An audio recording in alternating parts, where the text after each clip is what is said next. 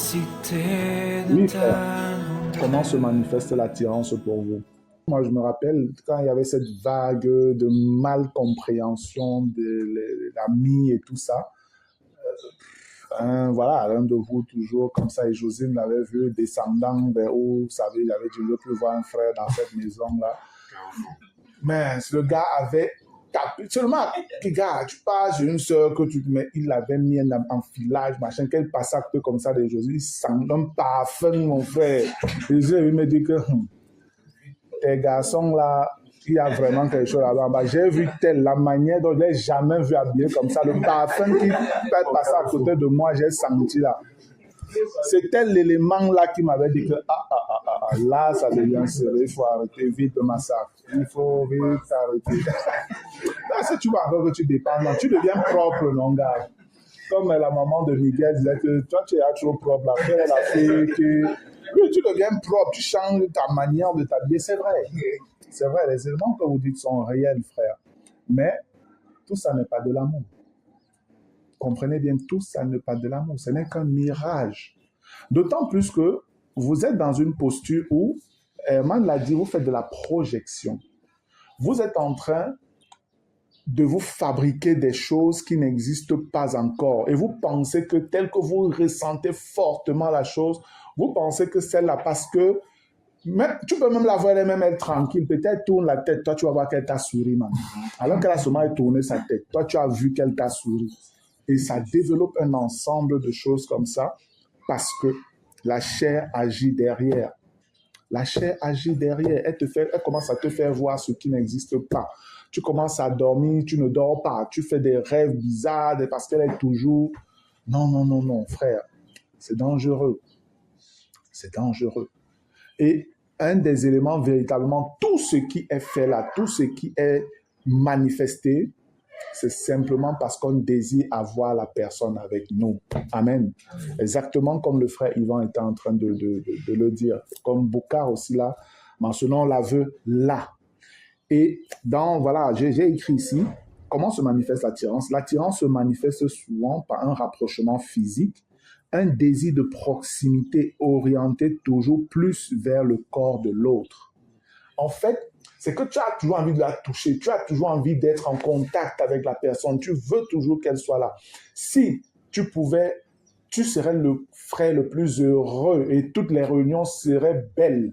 Si c'est que quand elle arrive en assemblée, quand tu es assis, elle vient s'asseoir à côté de toi. Quand la réunion finit, peut-être, tu peux être en train même de causer avec les frères. Après, tu viens, elle te prend à mettre et dit que frère, pardon, viens un peu, vous parlez seulement, elle parle seulement avec toi. Là, toutes les réunions chrétiennes seraient les plus belles. Et voilà, tu serais... Non, frère, fais gaffe. C'est pas la réalité. C'est pas la réalité. Maintenant, vous devez aussi comprendre que derrière tout ça, comment est-ce qu'on peut expliquer parfois une aussi forte attirance vis-à-vis de quelqu'un? Comme le bien-aimé le dit, tu parles une fois au téléphone et puis après tu vois la personne, tu perds tous tes moyens en fait. Tu perds tous tes moyens. Là, on entre dans une phase où le corps commence donc à produire des hormones qui te déstabilisent totalement.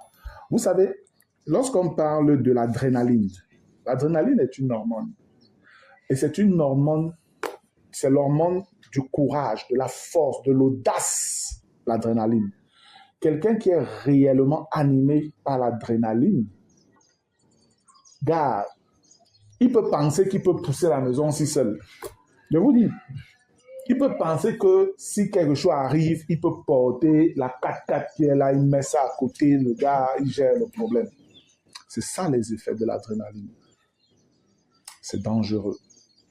Quand vous ne contrôlez pas ça, c'est dangereux. À côté de l'adrénaline, vous avez une hormone comme la dopamine. Votre corps produit toutes ces hormones en fonction des situations dans lesquelles vous vous trouvez. Et la dopamine, en fait, c'est l'hormone du plaisir, de l'aboutissement, je vais dire quoi, de la belle sensation, de l'accomplissement. Je suis satisfait. C'est ainsi que tu peux être en assemblée. Tu arrives, la personne par qui tu es très attiré, tu viens. Quand tu entres, tu es sous tension un peu là, tu guettes, tu regardes, est-ce qu'elle est là? Est-ce qu'elle est là? Tu regardes, est-ce qu'elle est là? Tant que tu ne la vois pas, tu es mal à l'aise, tu n'es pas à l'aise, tu es un peu... On parle, tu ne comprends pas, tu vas commencer à... Est-ce qu'elle est en route? Pourquoi elle ne vient pas? Pourquoi elle n'est pas là? Dès que tu vas voir qu'elle entre, tu ressens comme si c'est qu'un rafraîchissement de parcours. Tu commences à être un peu plus égayé, tu commences un peu... En fait, c'est la dopamine qui est entrée en jeu. Tu es comblé par la présence du désir. L'objet de ton désir est là maintenant, tu es satisfait. Et toi, tu vois donc que non, c'est elle qui te comble véritablement et tout ça. En fait, c'est une hormone, si tu ne la contrôles pas, elle va t'entraîner dans des choses très, très bizarres. Et c'est ça qui vous pousse souvent à la masturbation. C'est la dopamine. Parce que quand tu penses à l'autre, tu as comme un sentiment de satisfaction, tu es à l'aise et tout ça là. En fait, ça te pousse à rechercher davantage cet état de quiétude, de paix, de joie, de tranquillité et tout là. Faites attention. Faites attention. Si vous n'arrivez pas à contrôler, c'est ça qui vous pousse donc souvent dans des fantasmes, à penser à tel et à penser à tel. Et après, tu te retrouves dans des situations où tu penses pouvoir te mettre bien. Mais qu'est-ce qui se produit après quand tu as péché? Que ce soit la pornographie, que ce soit la masturbation ou quelque autre fantasme. Parce que c'est des choses qui facilement vont vous pousser même à l'éjaculation. Et quand tu as éjaculé, regarde la culpabilité qui vient après. Regarde la culpabilité, c'est quelque chose qui se passe en quelques minutes. Hein. C'est vite passé là. En quelques minutes, mais après, tu te sens comme sale. Tu as envie d'aller te laver, mais tu sens que d'accord, même ça, est-ce que ça va donner? Et puis, tu as même envie simplement de dormir. Et puis, tu vas te lever, tu es mal, tu dors sans dormir, tu es vidé en fait. C'est simplement parce que tu es entré dans un domaine et tu l'as laissé se développer hors de la volonté de Dieu. Voilà en fait la réaction. La dopamine est mise en vous pour être suscitée dans des situations bien précises. Ce n'est pas seulement sur le plan sexuel que la dopamine agit, comprenez-le bien. Lorsque peut-être tu es en train d'attendre un contrat, par exemple, tu attends un contrat, tu sais que, gars, si j'ai le contrat, si je suis bon, mon entreprise est partie, je vais prospérer, ça va donner, on aura les moyens, tu es, voilà, sous tension. On t'appelle, on te fait savoir que, voilà, monsieur tel, c'est vous qui avez gagné le contrat et tout. Dès qu'on t'annonce ça, il y a un état de satisfaction et d'apaisement, c'est la dopamine qui entre en jeu. Le danger ici, c'est que quand tu ne connais pas ça, tu vas vouloir rapidement annoncer, parfois, si tu as déjà une attirance vers une personne, tu voudras rapidement parler à cette personne-là. Et parce que tu vas davantage vouloir encore plus de dopamine. Ça, c'est comme une drogue. C'est comme une drogue. Il faut donc parfois se poser la question, quand je reçois de bonnes nouvelles, à qui je veux d'abord l'annoncer? Quelle est la personne à qui je pense souvent, rapidement imprégné, quand quelque chose de bien m'arrive, quand je me sens bien? Quelle est la personne à qui je pense? Cette personne-là, si c'est du sexe opposé, fais attention. Ça peut être que tu as de l'attirance sans même t'en rendre parfois compte. Mais ton cœur est déjà touché. Ton cœur est déjà touché. Que dès que quelque chose de bien t'arrive, c'est d'abord à cette personne-là que tu penses. C'est elle que tu es en train de visualiser déjà. Tu veux lui parler de ça, tu veux lui annoncer ça parce que c'est quelque chose qui te valorise. C'est quelque chose qui te valorise. Ça devient comme un instrument de séduction et d'attirance pour elle également. Mais je dis encore, les amis, c'est une hormone qui fait ça. C'est Dieu qui l'a mis dans notre corps. Et il est important que nous soyons au courant de cette chose-là afin de savoir comment gérer ces situations et de savoir rester calme. De manière à ce que parfois, quand ça se passe, tu dis, oh, pourquoi c'est elle à qui j'ai d'abord pensé? Pourquoi c'est à elle? Pourquoi c'est... Réfléchis dessus et sois honnête envers toi-même. Est-ce que j'ai de l'attirance pour elle? Est-ce que je ressens quelque chose pour elle? Pourquoi c'est à elle? Est-ce qu'on a souvent même parlé de ce projet, machin? Je lui ai réfléchi bien. avant de te lancer. Amen. L'autre hormone, j'ai parlé de l'adrénaline. L'adrénaline, au-delà du fait que c'est quelque chose, comme j'ai dit, ça te procure du courage, de l'audace et tout, c'est quelque chose qui parfois tu peux te retrouver, tu penses tellement à quelqu'un, un moment tu te dis, gars, non, il faut que je le fasse, tu te donnes du courage, là, tu te donnes, dès que tu vois la personne, une transpiration te prend, tu sens une chaleur monter en toi et tu peux parler à la personne. Et parfois tu te dis, non, je vais prendre du courage, je vais dire ceci à la personne. Tu es sous adrénaline. Parfois, si c'est que tu es plus calme, tu te rendras compte que, gars, je n'aurais pas dû parler, qui m'a même envoyé. C'est après coup. C'est après coup que tu te rends compte que, bah, qu'est-ce qui m'a même envoyé? Oh, tu dis que je ne devais même pas dire ça. Pourquoi même? Tu commences à paniquer plus tard. Tu commences à paniquer en fait. C'est l'effet de l'adrénaline. Ce n'était pas une réaction réfléchie. Ce n'était pas une action réfléchie. Tu étais simplement branché à l'adrénaline. Ce sont des hormones qui réellement sont importantes dans certaines situations. Comprenez-le, vraiment Dieu nous l'a donné. C'est ça qui pousse au courage. C'est ça qui pousse réellement au courage, à faire ce que tu ne pensais pas pouvoir faire. Oui, donc c'est important l'adrénaline. La manière dont c'est fait, c'est important. Mais il faut donc savoir contrôler cela. Il faut savoir contrôler cela. Sinon, ça va vous mettre dans des situations où, après vous demandez que mince, qu'est-ce qui s'est passé? Qu'est-ce qui est arrivé? C'est quand quelqu'un est souvent sous haute tension, nerveux là, c'est l'adrénaline. Et il fait une action, il va tuer quelqu'un.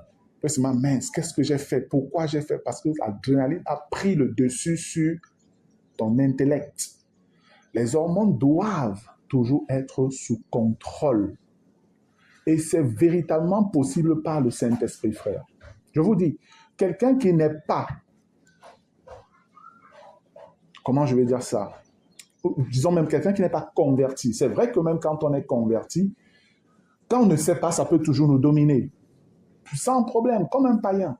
Mais la vérité, c'est que, en tant que chrétien, et connaissant notre Dieu, connaissant le Saint-Esprit, connaissant notre nouvelle nature, c'est pourquoi je dis, la base, c'est connaître Dieu, la nouvelle naissance. Exactement, c'est quoi? Ma nouvelle nature. Comment ça fonctionne? Quand vous connaissez ça, vous pouvez demander de l'aide au Saint-Esprit. Et vous devez demander de l'aide au Saint-Esprit.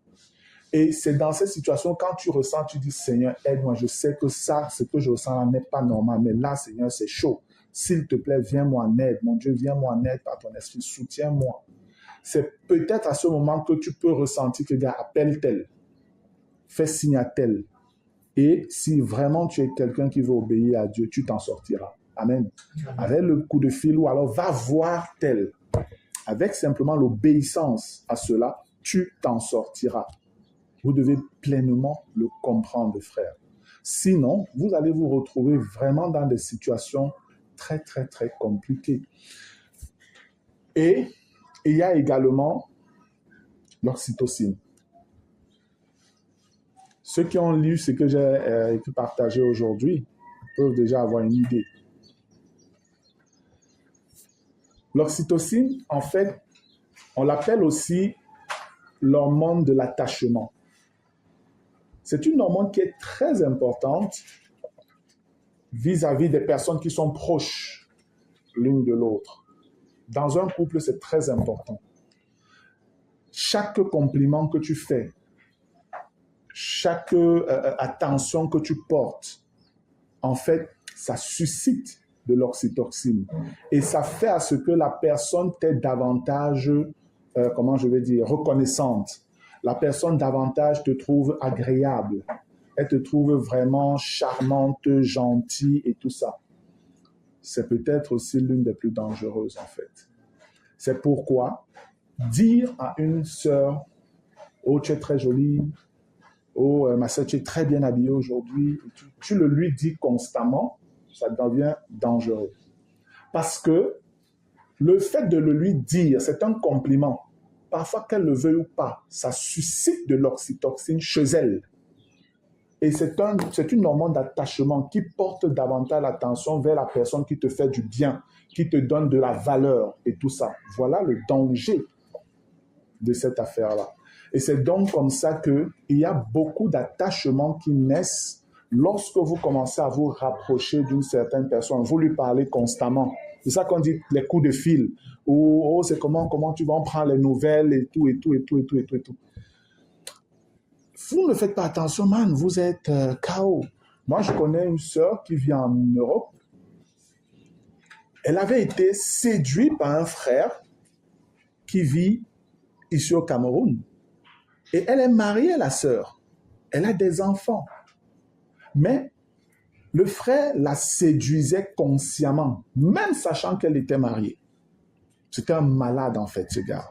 Un vrai pervers narcissique. C'est quelqu'un qui était même assez proche de moi. J'ai dû rompre toute relation avec lui. Je l'ai bloqué, viré de tous les groupes que j'avais même créés, tout ça, et pris une distance avec lui. Parce que quand j'apprends la chose, je suis choqué. Et qu'est-ce qu'il faisait? Gars, très tôt le matin, le gars savait vers quelle heure la sœur là se levait souvent. Donc très tôt le matin, c'est lui qui lui souhaitait déjà un bonjour avec une rose qu'il envoyait. Quand elle doit partir au boulot, il sait qu'elle part souvent au boulot vers telle heure. Le gars va dire, ah ma soeur, tu es en train de sortir pour le boulot, vraiment que le Seigneur t'accompagne, te protège sur la route pendant que tu conduis. Quand elle arrive au boulot, je suppose que tu es déjà arrivé et tout ça, j'espère que ça va. Je vous dis frère, le gars avait le programme de cette soeur jusqu'à la nuit. Il connaissait à l'heure où le mari de la femme mangeait. Je vous dis frère, c'est un malade. Quand la femme se rend compte, gars, c'est qu'elle est déjà séduite, attachée à ce gars, avec des sentiments forts pour lui. Elle est mariée, mère d'enfant.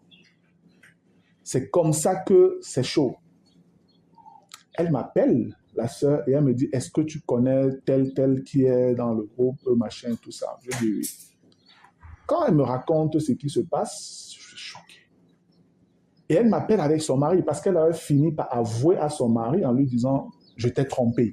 Même s'il n'y a pas eu quelque chose, mais voilà jusqu'où je suis allé. Et son mari était là, on a écouté, je les ai écoutés, j'étais choqué. Et je suis allé voir ce gars. Et le gars essayait de jouer, que non, j'ai fait quoi? Non, en fait, bon, car moi, je ne sais pas, c'est que les sœurs me trouvent beau. Et puis, je ne sais pas, les sœurs tombent facilement amoureuses de moi. Voilà ce qu'il disait. Il dit, c'est un pervers narcissique. Et les sœurs, moi, je ne sais pas, je fais quoi? Les sœurs tombent facilement amoureuses de moi, machin, truc et tout ça.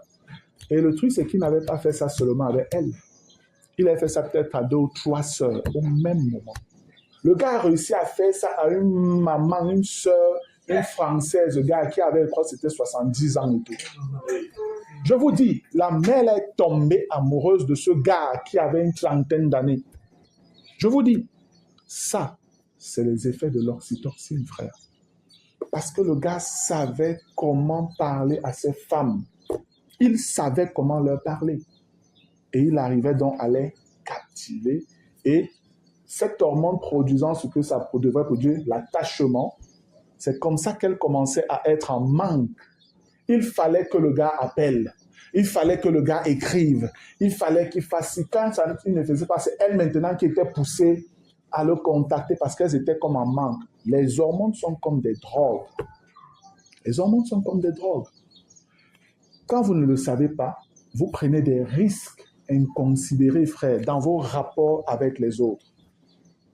Lorsque tu passes ton temps à offrir un truc à une sœur, constamment c'est la sœur, constamment c'est à elle que tu offres et tout, sache que tu vas produire un attachement parce que ça va susciter en elle un élan de reconnaissance. Et c'est l'oxytocine en fait qui est manifestée comme ça. C'est l'oxytocine qui est manifestée de cette manière. Nous-mêmes, dans notre relation avec Dieu, la chose, elle est vraie, elle existe. Elle existe. Tous ces hormones-ci, même dans notre relation avec Dieu, existent. Seulement, ce sont des choses qui sont gérées de manière éclairée par le Saint-Esprit. Par le Saint-Esprit. Tu ne peux pas fonctionner si ces choses, si tu ne les as pas. Ce n'est pas possible. Tu es comme un légume. Tu ne réagis à rien, tout ça. Non, non, non. C'est voulu par Dieu, mais ça doit être contrôlé. Ça doit être contrôlé, frère. Donc, comprenons, frère, que nous devons faire attention à notre manière d'agir vis-à-vis du sexe opposé. Autant une sœur qui va constamment, oh, ta chemise, si elle est belle, waouh, j'aime vraiment ta chemise aussi. Elle passe. Un autre jour, oh, regarde, ta sébago, c'est joli, même. Regarde. Sans que tu ne t'en rendes compte, elle va produire quelque chose en toi et tu vas commencer à la chercher. Donc, quand on a une assemblée, la réunion est finie, tu seras de manière inconsciente en attente d'un compliment. Tu vas attendre que mais le prochain compliment, c'est quoi? Est-ce qu'elle ne m'a pas vu aujourd'hui? Tu n'as pas vu la chaussette que j'ai portée là? C'est comment et tout ça? Oui, je dis la chaussette, même un truc bizarre caché loin là-bas, il faut qu'on voit un compliment. En fait, frère, ce sont ces éléments-là. Comprenez donc, ne vous précipitez pas, bien-aimés, à donner ou à faire des compliments répétitifs à la même sœur sans que vous n'ayez peut-être des intentions, voilà, d'entrer dans une certaine relation avec elle. Est-ce qu'on se comprend? Je le dis encore, on ne vous dit pas, n'ayez pas à faire des compliments à une sœur, quelqu'un. Non, parce que vous êtes des hommes et vous avez du désir pour un bon nom, sinon tous, de vous marier. Et comment ça va se faire? Ce que je vous dis, ce sont des éléments que je vous donne, que vous devez savoir comment utiliser et envers qui utiliser la chose. C'est ça en fait. Si réellement tu as passé du temps avec déjà une sœur et que tu ressens vraiment quelque chose, tu sens que non, c'est pas simplement un sentiment comme ça passager qui est là, mais c'est une réalité, il y a quelque chose qui s'est construit, il y a vraiment un attachement réel qui est là et tout. Là, tu peux savoir que maintenant, peut-être on est amis, on est proche et tout, je pense que peut-être il faut aller à un autre stade. Tu peux commencer à lui parler, à lui dire un certain nombre de choses, à parler, à traverser une certaine ligne. Parce que, voilà, tu as peut-être une certaine attirance. Mais quand je dis ça, frère, je veux toujours insister sur demander conseil avant, afin de vous rassurer que, est-ce que je peux aller plus loin? Est-ce que je peux aller plus loin? Est-ce que j'ai vraiment examiné tout ce qu'il y a à examiner? Est-ce que je n'ai pas été aveuglé par, voilà, un sentiment, une attirance comme ça? C'est important de demander conseil. Demander conseil, ce ne sera pas pour vous décourager. Non. Si vous êtes sincère et si vous voulez une relation amoureuse équilibrée et qui durera, qui glorifiera le Seigneur, vous devez être transparent. Quand vous n'arrivez pas à être transparent, vous essayez de cacher, machin, sachez que ce n'est pas normal, ce n'est pas pur, ce n'est pas vrai. Peut-être, avant vous pouviez le faire, non pas que vous n'étiez pas sincère, mais que vous n'aviez pas cette connaissance, vous étiez honteux et tout. Moi, je veux que vous enleviez ça, la honte, la timidité, que ça parte. Mais que vous compreniez que, en fait, non, les grands frères sont là pour nous aider à faire le bon choix, à savoir que c'est le bon moment. Ils ne sont pas là pour nous freiner, pour nous empêcher. Car nous sommes tous mariés, nous là. D'accord? Donc, on n'est pas en concurrence avec vous sur une. On n'est pas en concurrence avec vous. Moi, j'aime ma femme grave.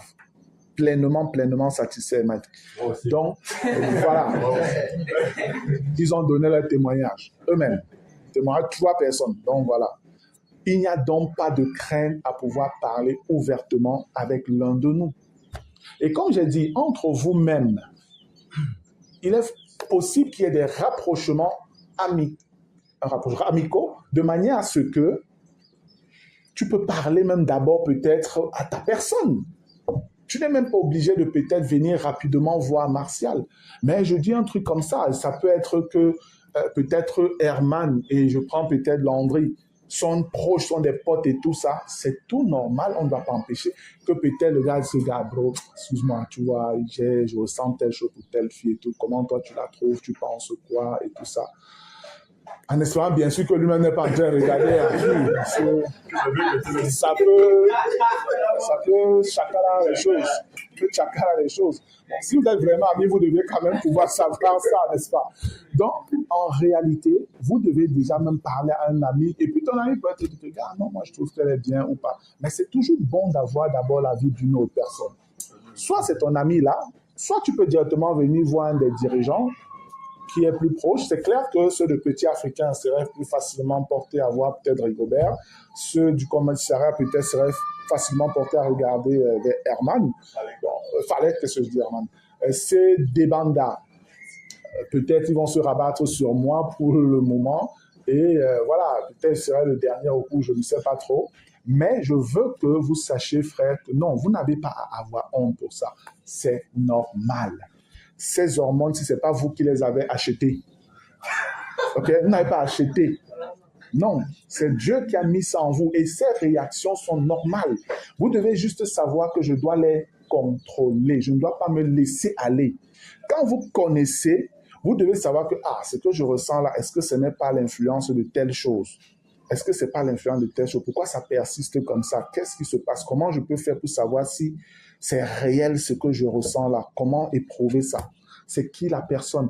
Parce qu'il y a des éléments quand même, bro, qui devaient vous aider à dégager rapidement certaines choses, certaines attirances ou sentiments des amourettes là. À peine tu écoutes une fille au téléphone, une semaine, tu es déjà tombé amoureuse quand tu as demandé sa main. Il n'y a rien de crédible là-dedans. Pour quelqu'un qui sait ce que c'est que l'amour véritablement, il n'y a rien dans l'affaire là. Même si elle t'avait dit oui, j'allais dire non. Voilà. Donc même si c'est qu'elle t'a dit, moi je t'aurais dit, gars, non, ça ne tient pas la route ce que tu es en train de me raconter là. C'est pas normal, tu racontes quoi? C'est pas normal. Donc, simplement parce que, gars, la parole de Dieu, elle est vraie. Amen. Même avec Christ, notre relation d'amour avec le Seigneur se bâtit sur le temps. Amen. C'est la même chose, ça se bâtit sur le temps. Quelqu'un qui a une bonne relation avec Christ, frère, sur 7 ans. Toi, ne pense pas que toi, tu vas venir en 1 an, tu as ton zèle, machin, tu crois que tu aimes beaucoup Christ plus que lui, tu connais, ce n'est pas possible. C'est pas possible. Quelqu'un qui a une relation équilibrée avec Christ sur 7 ans, man. Mais attends, c'est une profondeur et un truc solide que rien ne vient ébranler.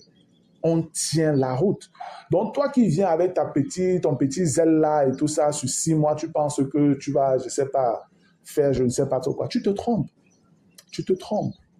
C'est la même chose.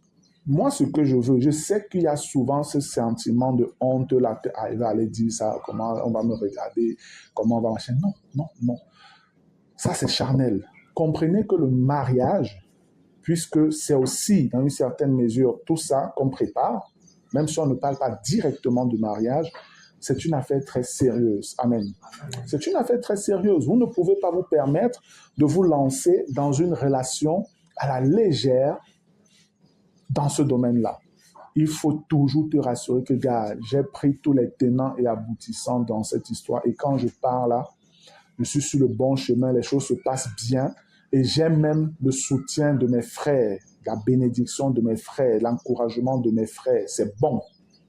Et si c'est que c'est problématique, on te dit non, arrête, non, non, calme-toi. Mais tu n'arrives pas, tu continues. Tu es en train de s'aimer des mauvaises graines et ne pense pas un instant que tu vas récolter un bon fruit. Ce n'est pas possible. Tu mangeras des mauvais fruits, il faut le savoir. Gloire à Dieu. Donc, voilà, bien-aimés, la dopamine, l'hormone du bien-être, de la satisfaction, l'adrénaline, l'hormone du courage, de la force, du zèle, l'oxytocine, l'hormone de l'attachement, de la reconnaissance qui pousse à l'attachement. Et aussi la testostérone, c'est vrai qu'on n'en a pas beaucoup parlé, mais la testostérone est ce qui vous pousse à l'excitation. C'est ça en fait qui fait que quand tu regardes une femme, tu es excité, tu entres en érection. C'est la testostérone qui te pousse à cela en fait. Si tu n'as pas de testostérone, tu ne peux pas avoir de ressenti pour une femme jusqu'à aller avoir des rapports sexuels avec elle. Tu ne peux pas. C'est la testostérone qui fait circuler rapidement le sang dans ton corps. Et vous savez que l'excitation du pénis de l'homme, c'est simplement du sang. Hein? C'est du sang qui remplit simplement dans les canaux, les vaisseaux et tout. Ton pénis devient dur là. Ce n'est que du sang. Ce n'est pas comme s'il y a un bois dedans. Il n'y a pas de bois. Zéro. Il n'y a pas de bois là-dedans. Ce n'est que du sang. Et ça, c'est produit par la testostérone. Parce que tu entres en excitation, le sang commence à circuler rapidement. Et c'est pourquoi, justement, vous voyez, quand les gens font l'amour, il y a tout ça, c'est le sang, c'est la vitesse de la manière dont le poumon, le cœur pompe et tout ça va ensemble. Mais remarquez que dès que l'homme il a éjaculé, tout tombe. Il est fatigué, il est un peu même le tuer là, il a un peu la force pour faire quelque chose. Il est KO parce que cette testostérone, boum, dès que tu éjacules, bam, ça tombe, tout revient à la normale. Tu es fatigué, tu as faim, tu as envie de manger, tu as envie de boire, tu as envie de sucrer, voilà, tu es KO, tu veux même dormir seulement. Tout ça, vous devez le savoir, les amis. Donc, voir une femme nue, ou bien habillée d'une manière bizarre, ou bien regarder un film, machin, truc et tout, tu produis juste de la testostérone. C'est pourquoi tu vas entrer en érection et tu pourras te porter à éjaculer si tu continues à regarder ça. Parce que oui, ça va bouger au-dedans de toi et ton corps va réagir naturellement comme Dieu l'a voulu. C'est naturellement comme Dieu l'a voulu. Mais Dieu veut que tout ça, ça se passe avec ton épouse. Avec ton épouse. Même pas avec ta fiancée, avec ton épouse. Tu n'as pas entré dans un état de testostérone avec ta fiancée parce que c'est dangereux. Vous pouvez vous retrouver en train de commettre la fornication. Parce que, voilà, tu as laissé cette hormone prendre le dessus. Et quand on est sous effet de testostérone, c'est comme si on perd la tête. C'est pour ça qu'on viole facilement les femmes. Ou qu'un homme viole facilement. Mais quand la testostérone te prend, c'est comme si elle bloque tes capacités de réflexion. Tu arrives à faire des choses que dans un état normal, en fait, tu ne ferais pas. Tu ne ferais pas. Tu arrives à faire des choses que tu ne ferais pas. Et c'est pourquoi il y a même des dérives sur les pratiques sexuelles. C'est à cause de la testostérone aussi. Les gens ils sont tellement excités qu'ils recherchent toujours des sensations plus fortes, plus grandes, et ils vont tomber dans des pratiques bestiales, immorales, abominables même, simplement pour rechercher la satisfaction. D'autres vont aller dans le masochisme, où on te fouette là pour que tu ressentes quelque chose. Toute cette déviance-là du sadomasochisme, c'est la folie en fait. Ça, c'est l'hormone-là qui fonctionne, oui, mais qui est dénaturée par le péché. Qui est dénaturée par le péché. Vous avez la liberté, quand vous êtes marié, de prendre du plaisir avec votre partenaire, comme vous voulez, mais restez dans les normes divines. Amen. N'allez pas au-delà de ce que le Seigneur aurait prescrit. Et comme je dis, on pourrait toujours se demander qu'est-ce que le Seigneur aurait prescrit. La vie, moi je pars toujours sur cette base. Le respect de l'autre. Je vous l'ai toujours dit quand j'enseigne même souvent sur ces sujets. Dans les rapports, jamais ne forcer l'autre partenaire à faire ce qu'il ne veut pas. Ce ne sera plus de l'amour. Et si c'est que tu dis, c'est ma femme, je l'aime, alors tu dois coopérer. Tu dois réussir à avoir son consentement pour ce que vous voulez faire sur le plan intime. Ça, le respect de l'autre, c'est important. La deuxième chose, ne rien faire qui mette la santé de l'autre en danger. Les gens qui se permettent d'aller dans l'anus là et tout ça, tu mets déjà la santé de l'autre en danger. Parce que c'est pas prévu pour ça. Tu vas te bousiller, le rectum et toutes ces choses après, c'est des problèmes de santé. C'est pourquoi les homosexuels finissent avec les couches, les trucs bizarres, tout ce que vous connaissez là. Et c'est pareil pour les femmes qui se laissent prendre par là. C'est des trucs qui mettent en danger leur santé. Lisez un peu là-dessus, demandez à certains médecins, vous allez voir, c'est catastrophique d'avoir des rapports sexuels, si on peut appeler même ça comme ça, par l'anus. C'est pourquoi je dis, ne faites rien qui mette en danger la santé de l'autre. Quand vous savez que ça peut rendre mon partenaire malade, même si c'est ton fantasme, gars, tue le fantasme là. C'est charnel, tout simplement, ça n'a pas lieu d'être. Ne pensez pas que parce que vous êtes chrétien, dans le domaine des rapports sexuels, la chair n'est pas là. Elle vous laisse. Non, elle est là. Elle est là. Quand la Bible dit que le lit conjugal soit exempt de toute souillure, Ce n'est pas simplement que non, on vient tromper, on vient coucher avec ta femme sur ton... Non, non, c'est tout ce qui n'est pas conforme à Dieu concernant le domaine sexuel. C'est ça en fait. Vous devez être conscient de cela. Le premier point, comme j'ai dit, le respect de l'autre. Il ne faut pas que l'autre se sente avili. Ne prenez pas, ne faites pas des choses où l'autre va se sentir comme si on l'a rabaissée, comme si elle est traitée comme une prostituée ou machin et tout ça. Non, non, non. Ne faites pas ça. Si l'autre ne veut pas, évitez. Si c'est vos jeux d'amoureux là-bas, vraiment, moi je dis, j'aime pas souvent entrer dans la chambre des gens. Mais si c'est vos jeux d'amoureux, que tu aimes que ta femme elle fasse comme une prostituée, ça c'est votre liberté, vous faites ça là-bas, ça dépend de vous. Mais il ne faut pas obliger ta femme à faire quelque chose qu'elle ne veut pas ou ton homme à faire quelque chose qu'il ne veut pas. Ne le prends pas pour un gigolo si lui ne veut pas ce rôle-là. Arrêtez. Donc, il ne faut pas avilir l'autre. Le deuxième élément, ne met pas en danger la santé de l'autre. Pardon. Ne va pas dans des endroits où il ne faut pas aller. Ne demande pas à prendre des positions que même les Chinois ne peuvent pas prendre, les acrobates, mon frère. Évite de casser le corps de l'enfant d'autrui ou ton corps parce que tu étais un accro au film pornographique et tu as vu certaines scènes et tu penses que tu peux essayer ça avec ta femme. Je vous ai dit la dernière fois, les films pornographiques, c'est du mensonge. C'est des choses qui se tournent sur plusieurs jours avec des montages aussi et tout ça. Je vous dis, faites attention. Si vous vous laissez aller à penser que j'ai vu ça, je vais essayer, vous allez être déçus. Vous allez être déçus et ce sont des choses qui peuvent affecter votre relation avec votre épouse ou votre époux pour les filles. Dernière chose, évitez tout ce qui peut aussi mettre en danger la vie de votre partenaire. N'entraînez pas les gens dans des choses où après on va dire qu'elle est morte parce qu'on voulait essayer ceci, on voulait faire ça.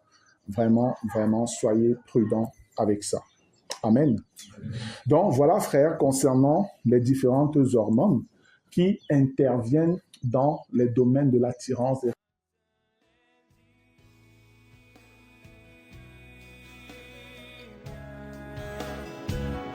recevoir nos manger gloire, nous éternels.